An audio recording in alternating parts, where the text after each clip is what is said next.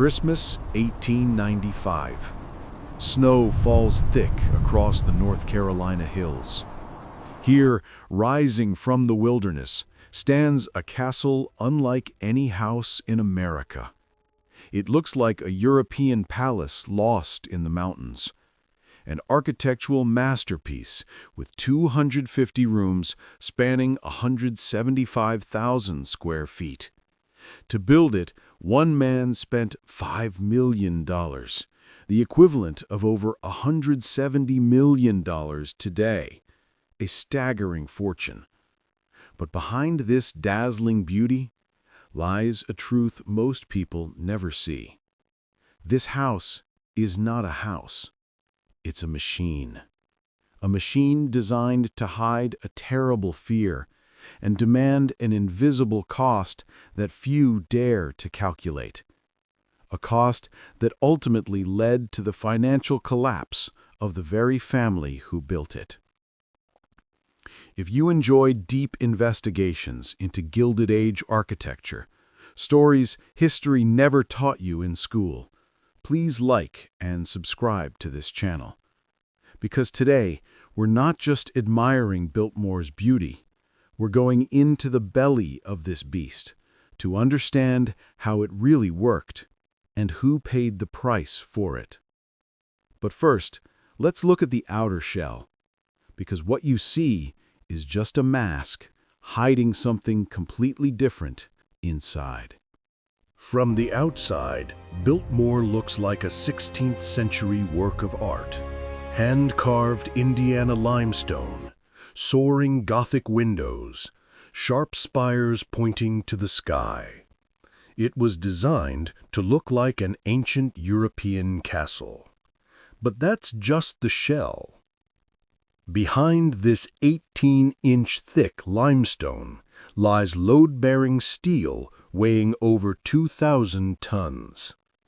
Inside those ancient stone walls is the most advanced electrical system of its time, 110-volt DC power, supplied by two massive generators in the basement.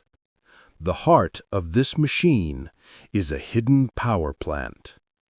And to move through this castle, George Vanderbilt didn't use staircases.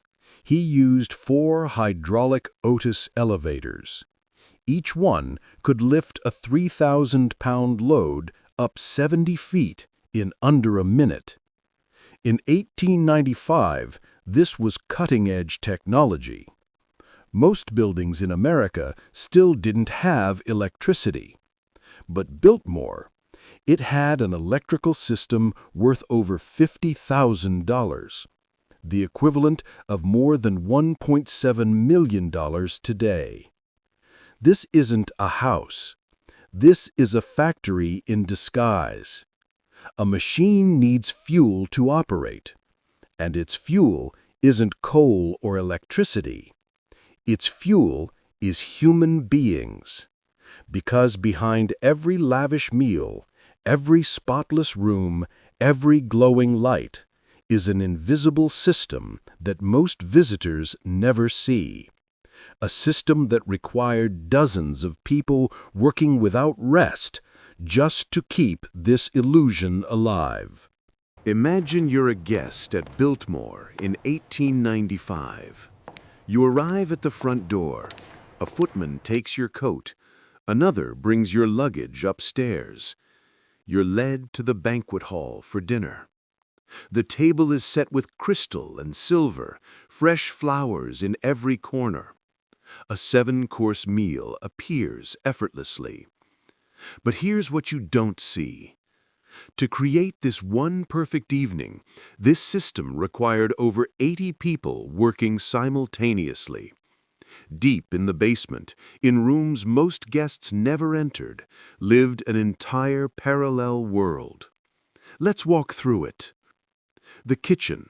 Not one kitchen, 3. A pastry kitchen, a main kitchen, a rotisserie kitchen, running 16 hours a day. Staffed by 12 people, 1 head chef, 2 sous chefs, 3 pastry specialists, 6 kitchen maids. Their job?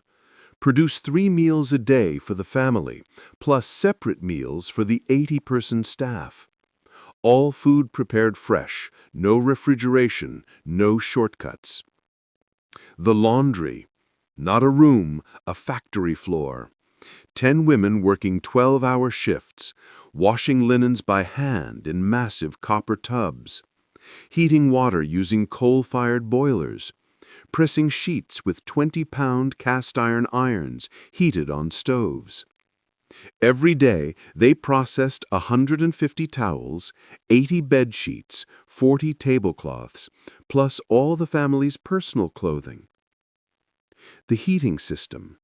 Biltmore had central heating, one of the first estates in America, but central heating in 1895 meant this: 3 massive coal-fired boilers in the sub-basement, each one 6 feet tall, running 24 hours a day in winter, requiring 4 men per shift, working in 110 degrees heat, shoveling coal every 20 minutes. That's 12 men per day just to keep the house warm. And all of this happened invisibly, because Biltmore had something most houses didn't: secret passages. Miles of hidden corridors behind the walls. Servants moved through the house like ghosts. You'd never see them unless they wanted to be seen. They'd appear with food, disappear with dirty dishes. Your bed was made while you were at breakfast. Your fire was stoked while you were at dinner. It was designed to feel effortless. But effortless required machinery, and machinery required fuel. Human fuel. So who were these people? What were their lives like? And how much were they paid to keep this fantasy alive? Because the answer to that question reveals something most history books won't tell you about who really built the Gilded Age. George Washington Vanderbilt II was born in 1862, when the Vanderbilt family were the railroad kings of America. George's grandfather, Commodore Cornelius Vanderbilt, had built America's largest railroad empire by ruthlessly crushing his competitors. George's older brothers, Cornelius and William, were fierce businessmen. They expanded the empire. They built massive mansions in Manhattan.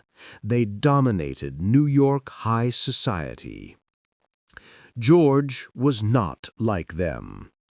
George was physically weak, suffered from severe asthma since childhood. Fragile health forced him to avoid the loud crowds of New York. While his brothers were building business empires, George spent his time in libraries, reading books, learning 8 languages, collecting art. He was an intellectual in a family of warriors, a weak man in a bloodline of strength.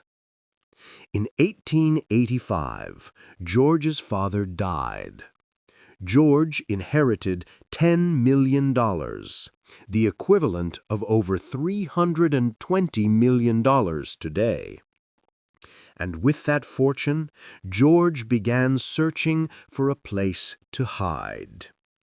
In 1888, George visited Asheville, North Carolina for the first time.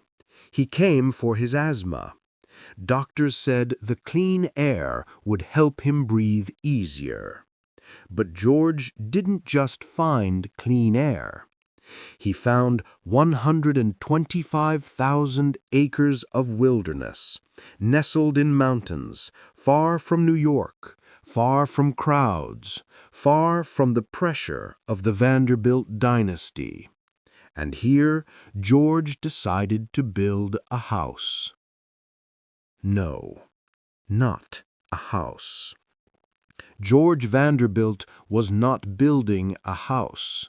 He was building a fortress designed to protect him from everything he feared. Afraid of illness? Build the most advanced air filtration system of the time. Afraid of darkness? Install electrical lighting to illuminate every corner. Afraid of cold? Build a massive central heating system so no room is ever cold. Afraid of losing control? Design a machine where every aspect of life, from temperature to light, to food, to sound, can be perfectly regulated. This is George Vanderbilt's Pathology. He believed if he could absolutely control his environment, he would be safe. If he could build a world where nothing is unexpected, where nothing is beyond control, he would never have to face his own weakness. More control, more safety. Bigger, better protected. More perfect, less vulnerable. That's why Biltmore is not a house. It's therapy. Extremely expensive therapy. But to turn a fear into an architectural work, George couldn't do it alone. He needed men who could understand his vision, or at least men willing to build it without asking questions. And in 1888, George found two such men. One was the greatest architect in America at the time, the man who had designed the most massive buildings of the Gilded Age. The other was a legendary landscape architect, the man who had designed Central Park. These two men would collaborate to turn George's illusion into reality. Richard Morris Hunt. In 1888, he was the most famous architect in America.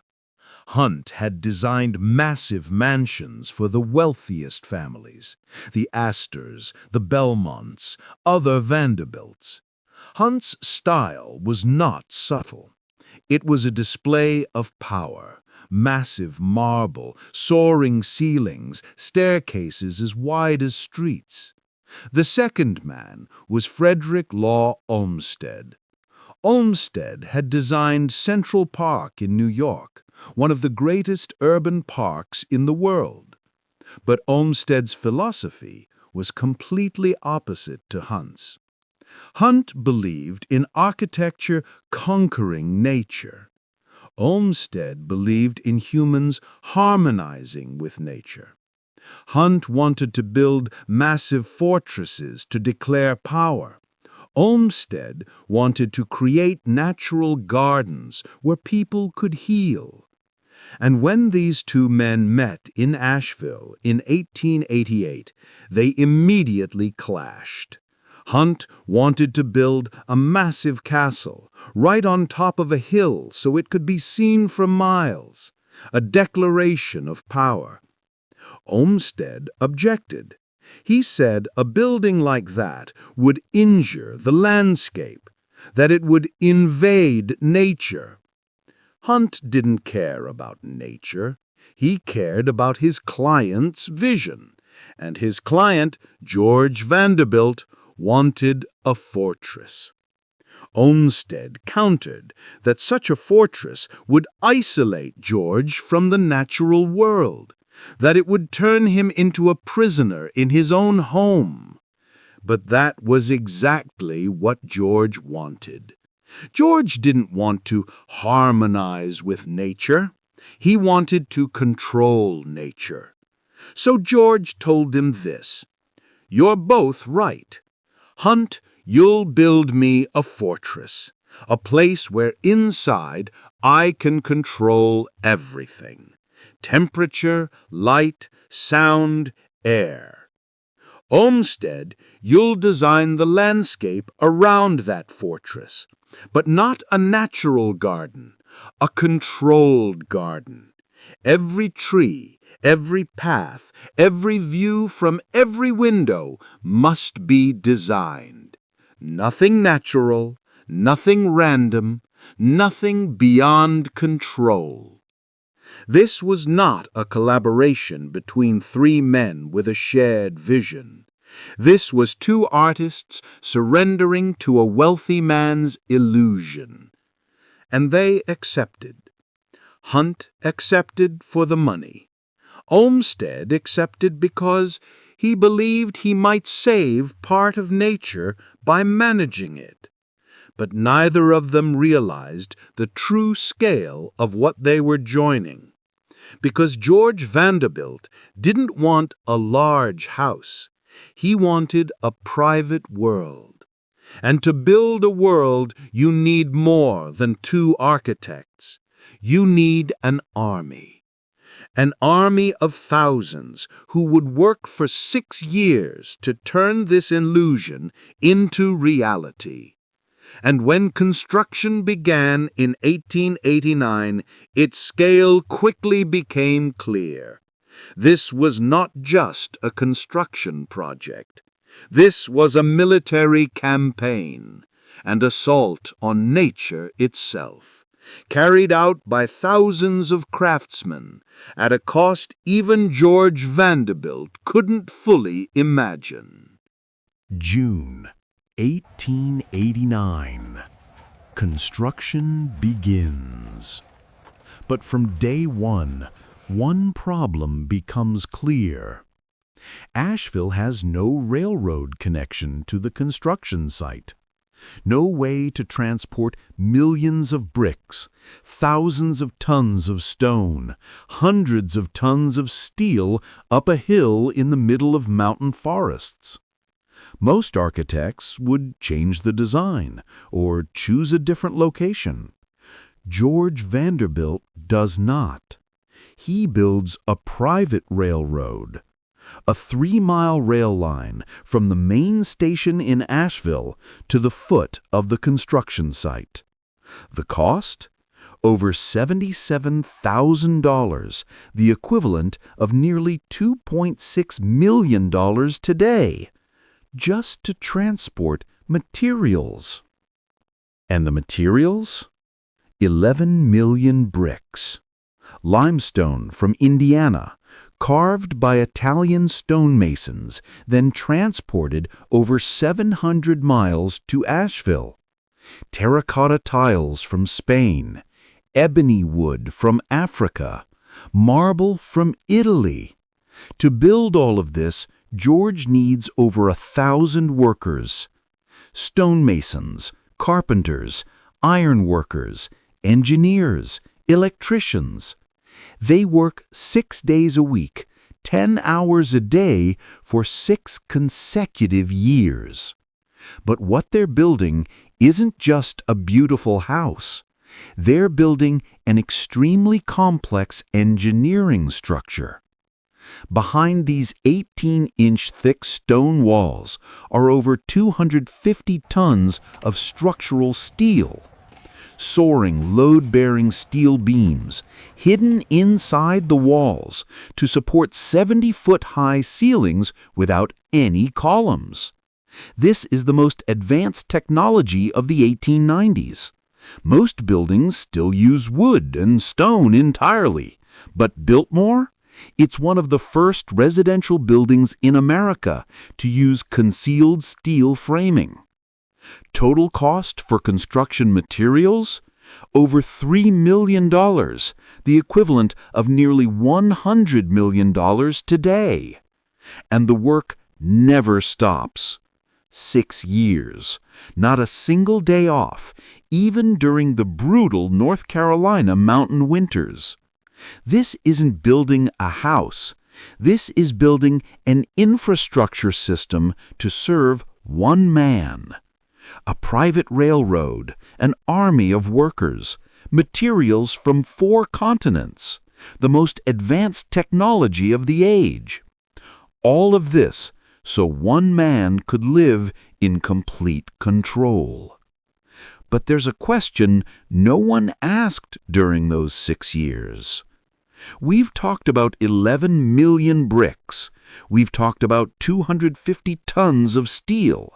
We've talked about millions of dollars. But behind the numbers on materials and steel are the numbers on human beings. And those numbers will tell a different story. A story George Vanderbilt never wanted you to hear. Because while George was building a fortress to protect himself from the world, the people building that fortress were living in a completely different world. A world where every brick, every piece of steel, every slab of marble had a price measured in sweat, blood, and wages they could barely sustain life. So let's talk about those numbers. An Italian stonemason who carved the Indiana limestone for Biltmore earned $2 a day. $2 a day, about $800 a year, the equivalent of roughly $27,000 today.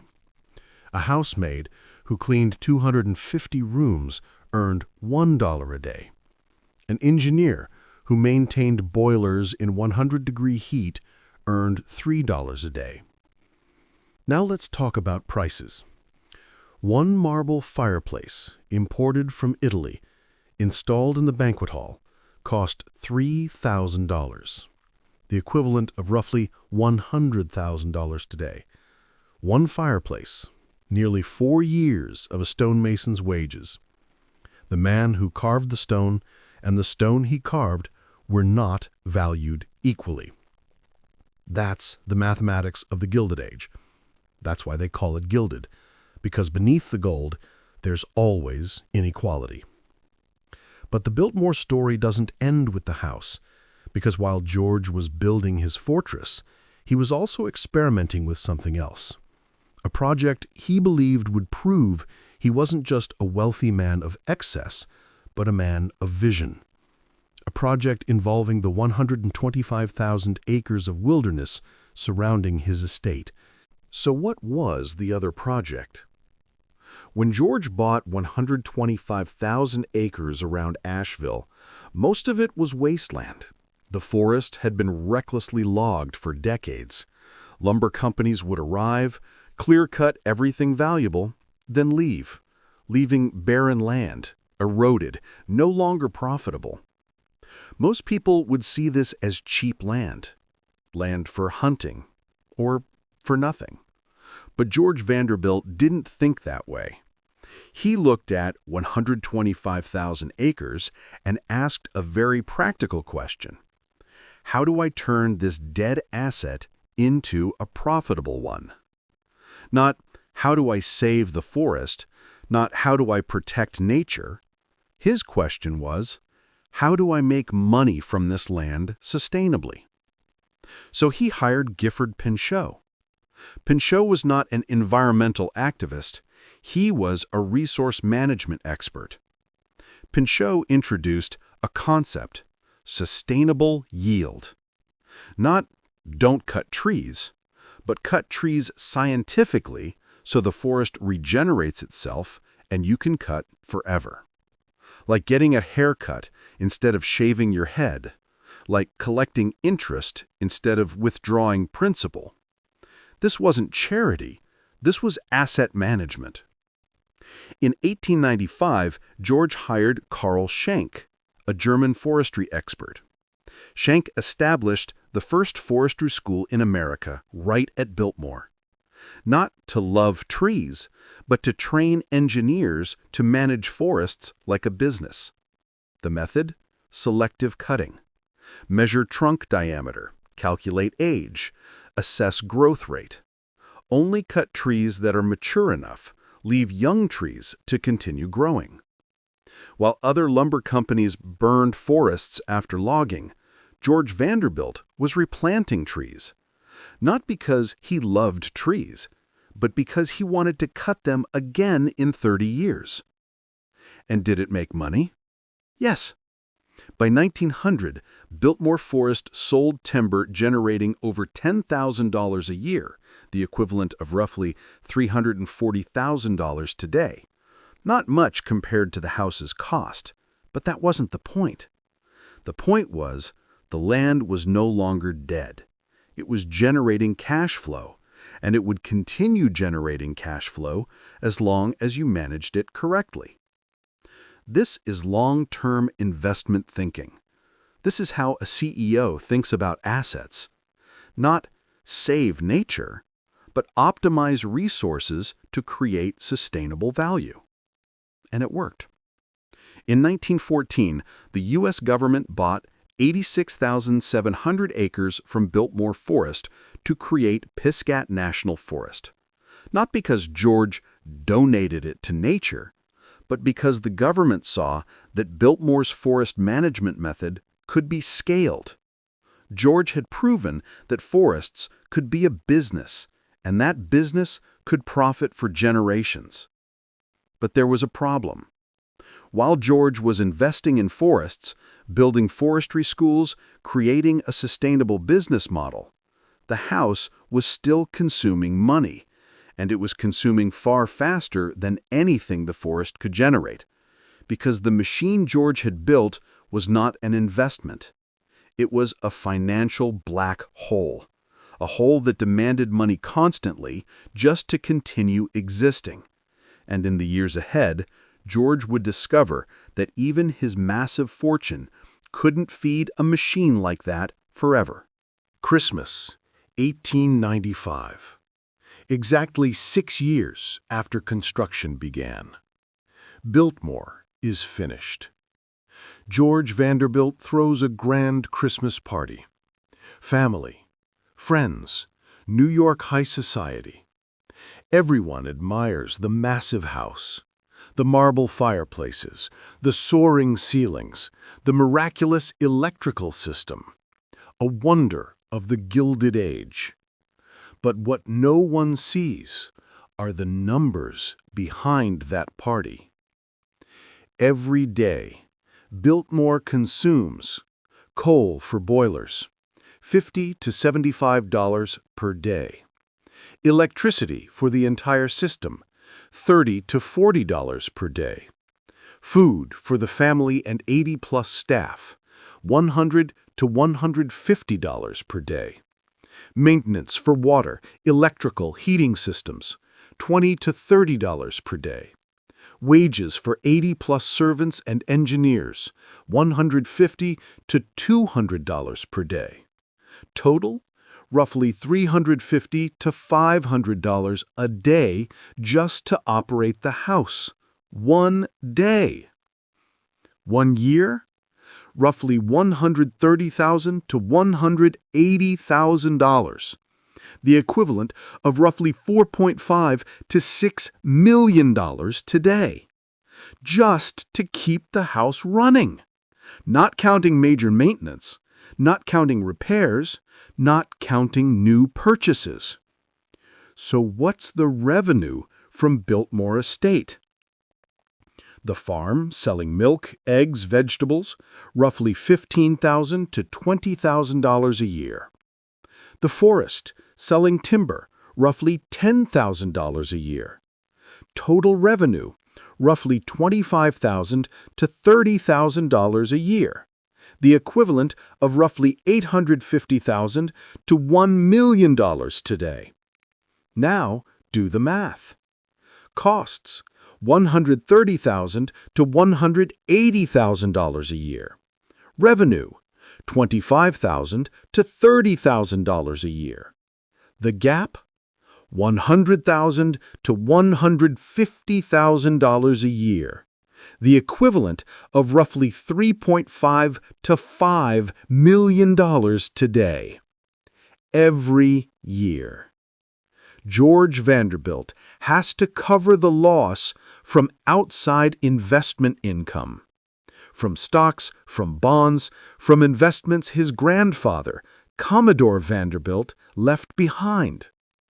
Every year, George has to withdraw $100,000 to $150,000 just to keep the house from collapsing. He built a machine to control his life, but now the machine is controlling him. He can't travel too long. He can't cut costs without destroying the system. He can't fire staff without making the house stop functioning. He's trapped, a prisoner, in his own fortress. And things are about to get worse. Because while George is struggling to maintain his machine, the outside world is changing. The U.S. government is considering something unprecedented: federal income tax.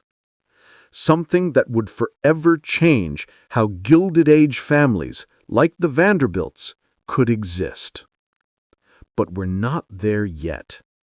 Because while George is bleeding money from the house, he's also doing something else. He's building a community, a small village next to Biltmore, a place where everything would be perfect, clean, disciplined, and controlled. Once again, George is trying to control the world around him. And once again, it will have a price. Because a perfect community, like a perfect house, requires constant supervision. And in George Vanderbilt's world, perfection is never free. It always comes with a bill that even a massive fortune can't pay forever. Biltmore Village. From 1896 to 1900, George builds a complete village right next to the Biltmore gates. Not a random village, a designed village. Every house has identical architecture: red brick walls, tile roofs, Tudor style. No house is allowed to be built differently. The center of the village, a church, All Souls Church, designed by Richard Morris Hunt, the same architect as Biltmore. Around the church, cottages for Biltmore workers, houses for carpenters, ironworkers, gardeners, servants. Small houses, but clean, with electricity, with running water. Much better than what most workers could afford in Asheville. There's also a school, a small hospital, a general store. This is what George Vanderbilt calls a model community. A place where everything is perfect, everything is clean, everything is disciplined, and everything is controlled. Because this isn't charity, this is an extension of the machine.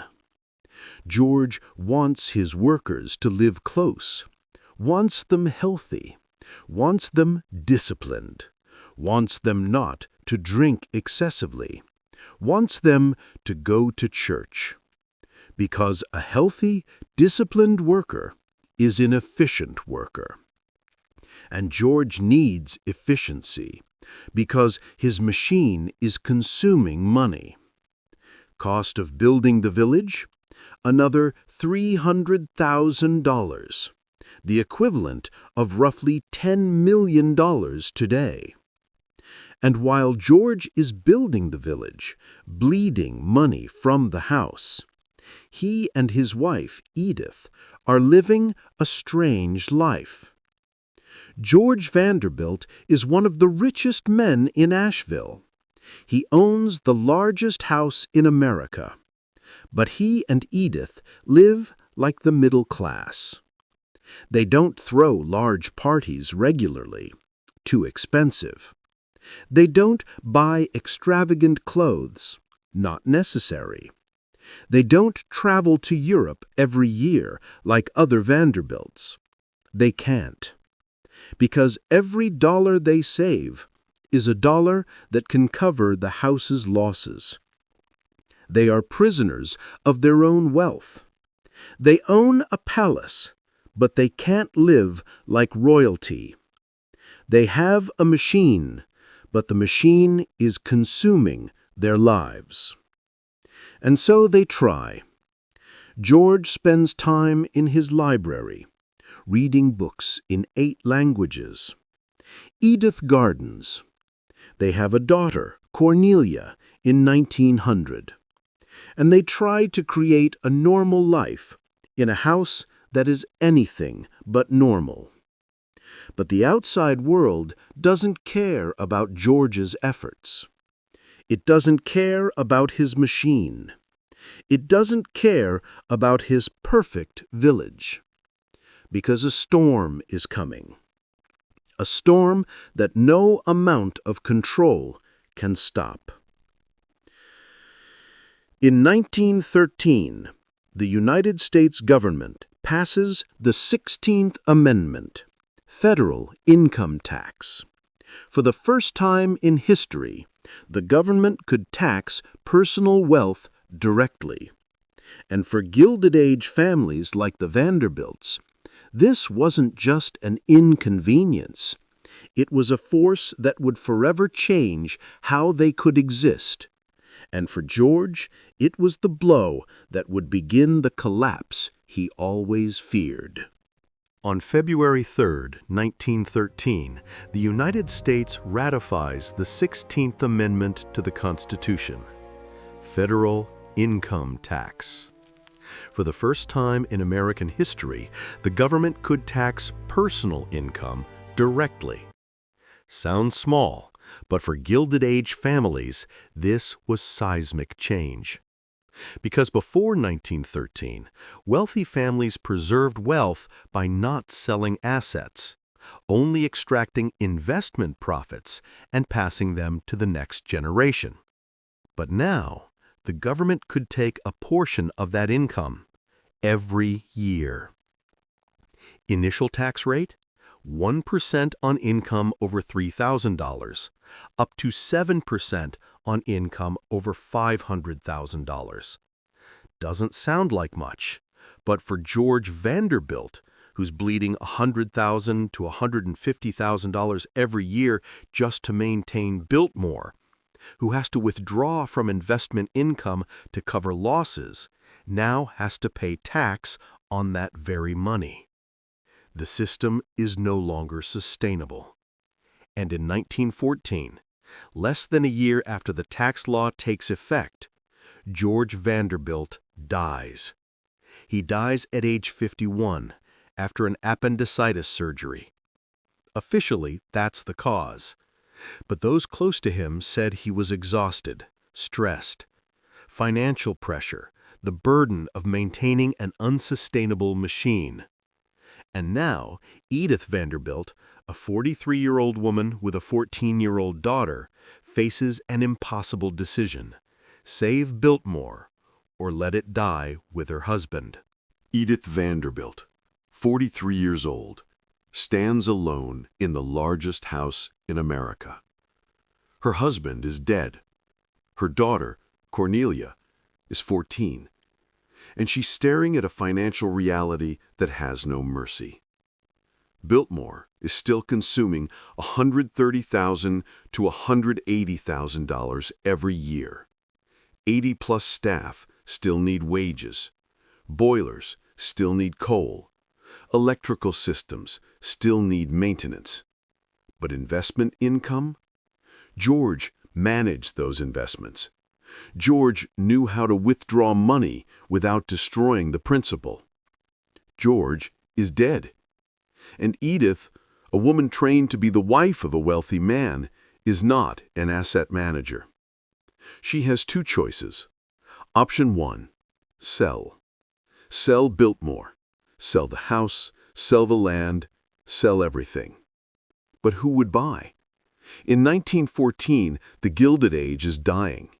No one wants to buy a house that requires $180,000 a year just to operate. Option 2, keep. Keep Biltmore. Keep the memories of George. Keep the house her husband spent his life building. But how do you pay the bills? This is the moment Edith Vanderbilt faces the truth many women of that era faced, but few at this scale. Sentiment cannot pay bills. She loves this house.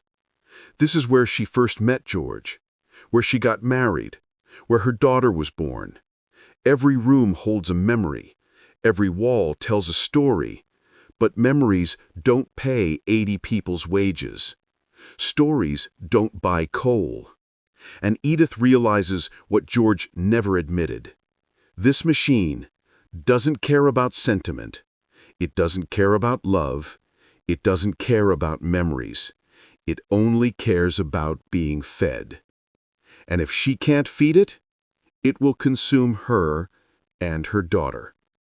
So Edith makes a decision. She will keep Biltmore, but not as George imagined it. Not as a perfect fortress. Not as an illusion of control. To save it, she has to kill part of it. To keep the house, she has to sacrifice the land. To maintain the machine, she has to amputate the limbs. And in 1916, 2 years after George died, Edith Vanderbilt begins selling, not the house, but its soul. The land George dreamed of turning into his own kingdom. 86,700 acres of forest, nearly 70% of Biltmore's total land. A sacrifice George never could have imagined. But Edith had no choice, because in the real world, in the world where taxes must be paid, where staff need wages, where boilers need coal, sentiment is a luxury even the wealthiest cannot afford. And the decision to sell 86,700 acres would be the first step in a journey that would transform Biltmore from a private fortress into something completely different. Edith Vanderbilt sells 86,700 acres to the United States government, nearly 70% of Biltmore Estate's total land. The price? $5 per acre. Total, $433,500, the equivalent of roughly $14 million today. Why did the government want this land? Because George's forestry method, the method Pinchot and Schenck developed, had proven that forests could be managed sustainably.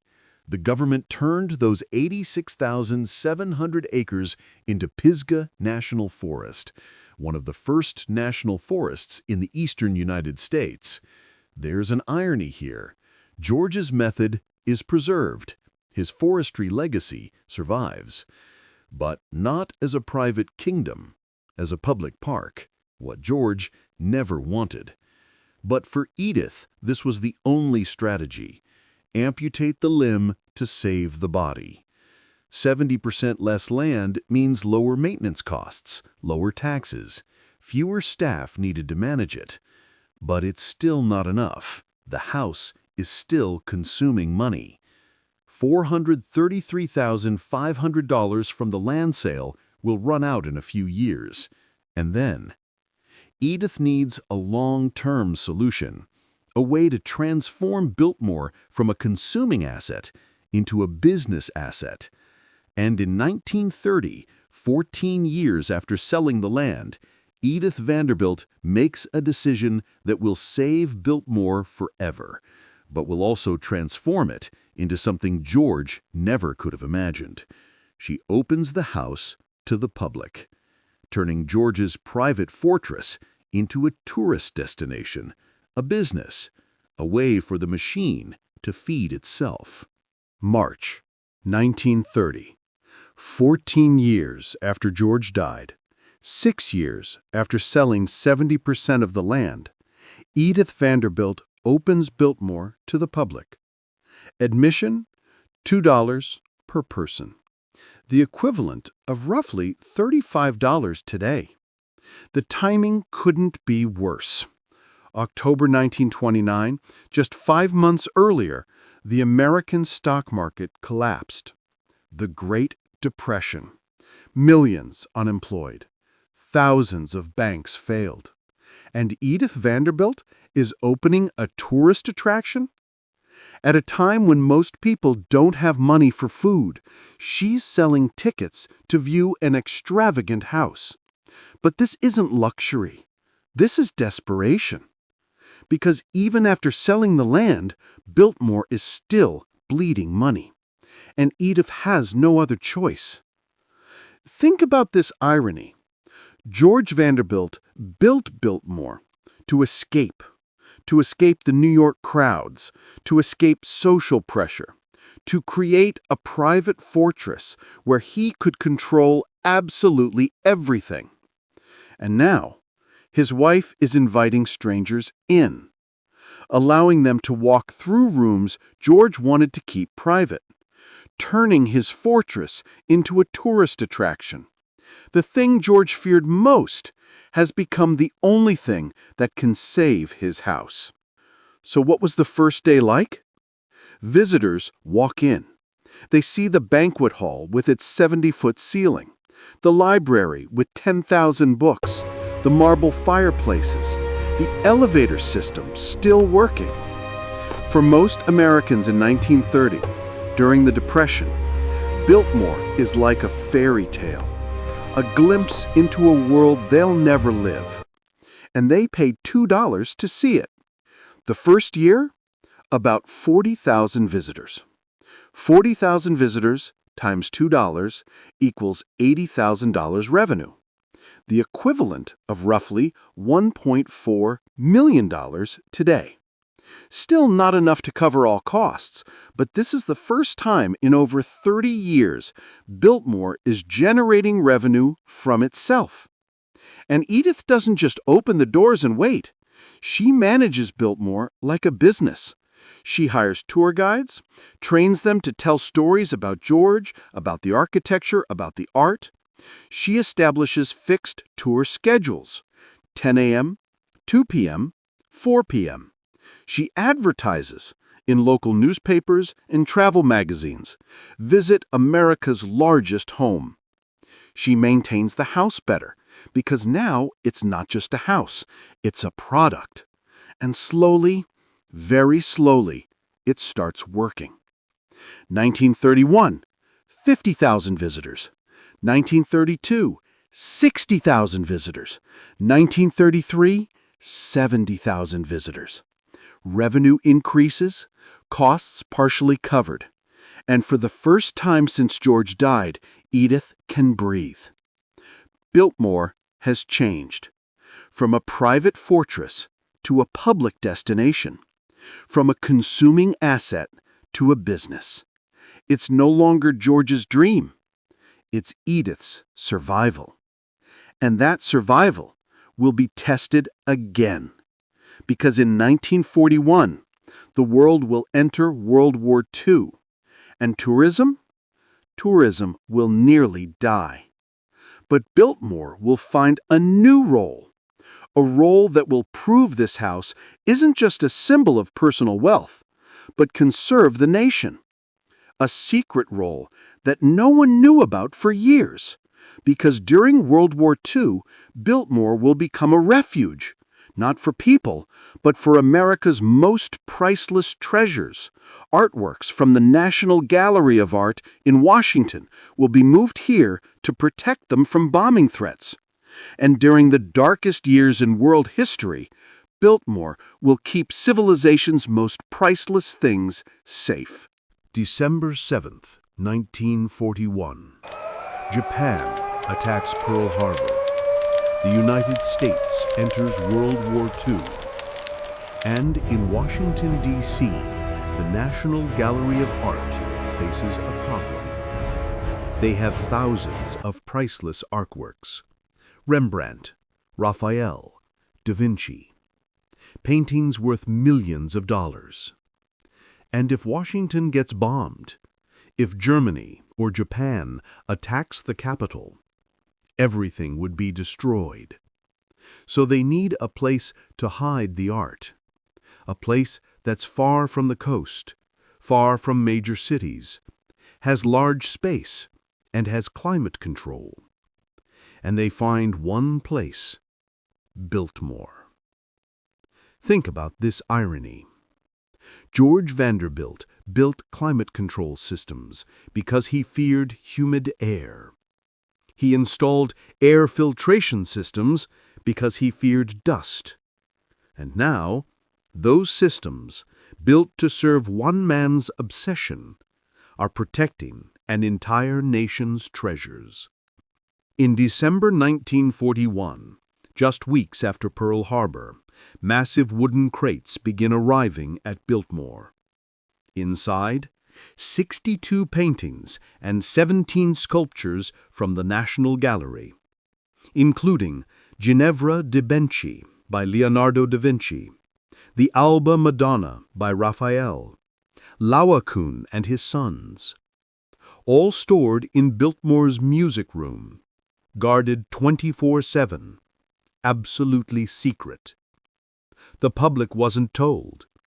Even most Biltmore staff didn't know what was in those crates. And for 4 years of war, Biltmore kept them safe. Not one piece damaged, not one piece lost. In 1945, the war ends.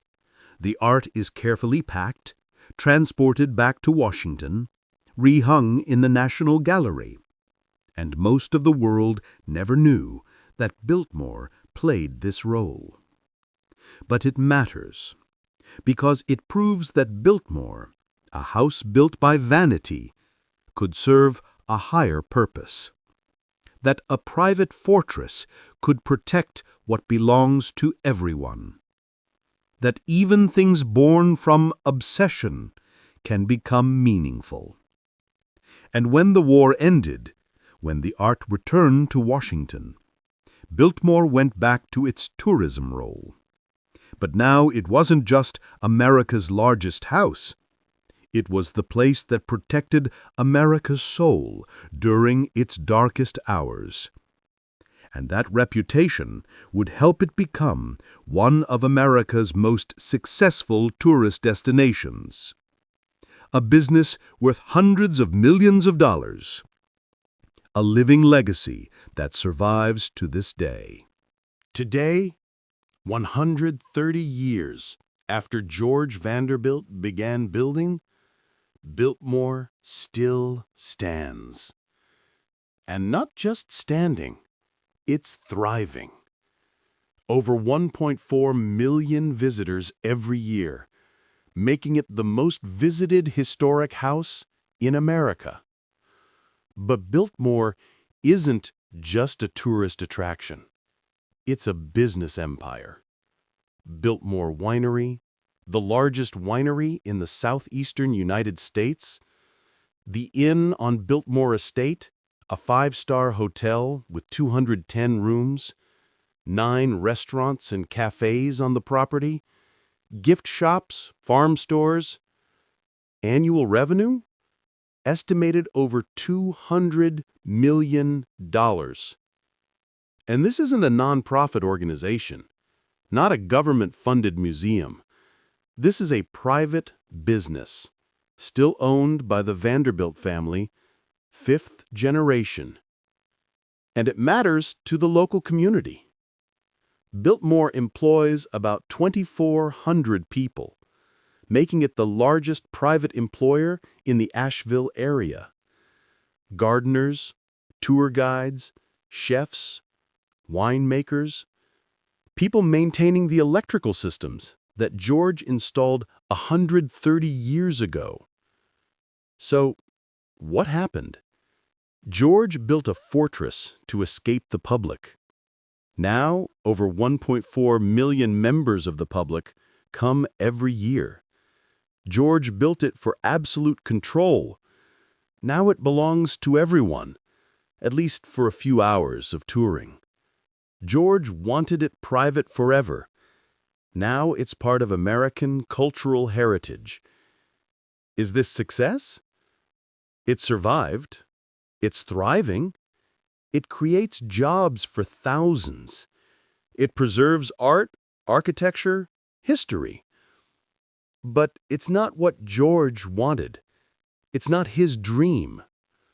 So, what does that mean? Because this is the final question Biltmore asks. Not about architecture, not about money, but about meaning. About what we build and what we actually leave behind. About the difference between dreams and legacy. Between what we want and what the world needs. So what does Biltmore teach us? Perhaps this: that what we build is rarely what we think we're building. George Vanderbilt built a fortress to control, to escape, to create a world where he could decide everything. But the world doesn't work that way. His daughter would have to sell the land. His wife would have to open the doors to strangers. His private fortress would become a public attraction, and the systems he built to serve his obsession would protect an entire nation's treasures. This is a lesson about control. We never truly control what we create. We only start it. And then it lives its own life. It changes. It adapts. It serves purposes we never imagined. George wanted to control his life. Instead, he created something that outlived him. He wanted privacy. Instead, he created a place that belongs to everyone. He wanted a fortress. Instead, he built a bridge. And perhaps that's how it should be. Because if George had succeeded, if he'd kept Biltmore private forever, if no one had ever stepped inside, it would just be a house. An expensive house, a beautiful house, but just a house. Instead, it became something else. A place where millions come to see something larger than themselves. A place that protected art during wartime. A place that creates jobs for thousands. A place still living, still changing, still serving. Not as George imagined, but perhaps better. If this video made you think about what we build and what we leave behind, subscribe to explore more stories about architecture, power, and the meaning behind the things we create. Because in the end, Biltmore isn't the answer. It's the question. And that question will remain long after all of us are gone.